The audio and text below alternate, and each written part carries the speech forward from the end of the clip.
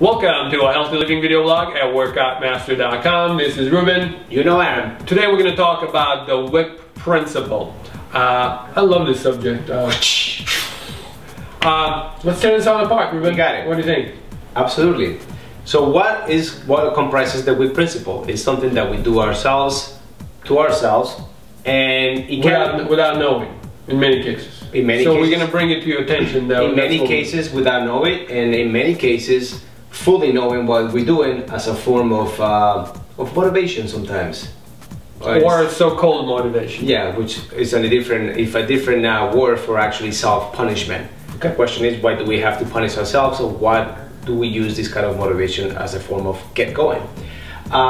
We do it to ourselves physically.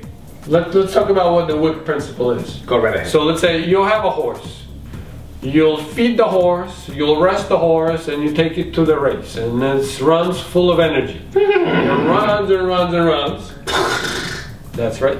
And at some point it gets kind of tired.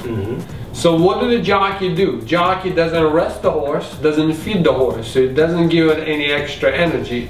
It takes a whip and it whips the horse.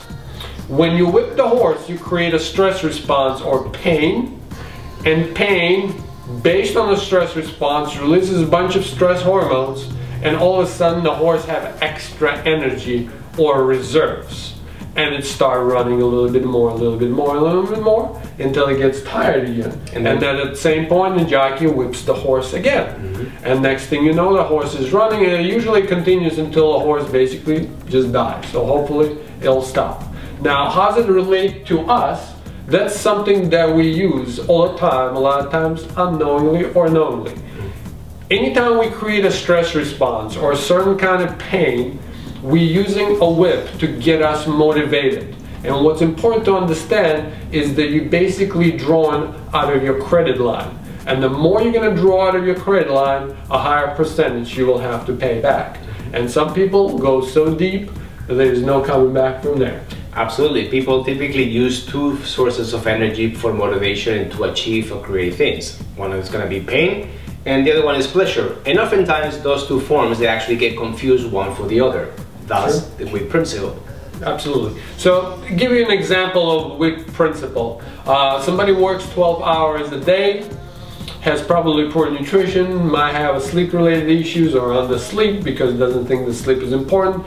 At the end of the day, tired, goes to spinning class, spins for an hour, and tells me after that they feel great. Absolutely. And of course I say you feel great because you just went there, you created so much pain running through your body released stress hormones, it released endomorphines, which is basically endo means produced by the body, morphines basically morphine-like solution, and you're basically high on drug because your body cannot take that amount of pain anymore.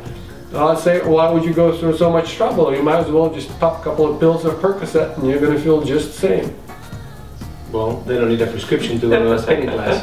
That's true. You know what happens when you take the wrong drug, you get the wrong high. Exactly. So the famous words of Paul Chek. The thing is, it's not just the spinning. I'm not bashing spinning. No, by no means. But you can do the same thing with pretty much anything. You can listen to news. Let's say right now we have a whole kind of issue with tsunami, earthquakes, Libya, oil, and everything. It does stresses you out. So you can use that as a whip. A lot of people are in this very complex relationships. A lot of things are happening which stresses them out, and unknowingly they're actually using it. So you're inviting it into your life because that kind of keeps you going. It's the fuel to create the reaction that you're looking for to get you going, to keep you moving forward. Absolutely. Besides that, you can use a substance. You can use like an alcohol and things like that. They're also going to create inflammation, pain, stress response, and continue. It's very important to understand that. It's a different form of whip. Absolutely. Okay. Yeah. So the one thing that you want to know is that this kind of principle exists. We all use it. It's just a matter of how much of it you use, how much you can afford, and what you can do to prevent it. Right. So one thing that you do to prevent it is you first be aware of what you're doing. Second of all, you just start doing things to reverse it. Absolutely. So you don't do spinning, for example, when you're tired. You go sleeping when you're tired. Absolutely. And then you provide yourself enough of food, and when you're already fed and rested and you feel like you have enough energy, then go spinning. Chances are you're not going to be in so much pain and you're not going to be that high on endorphins. Now you know why he's my business partner. He's a smart cookie.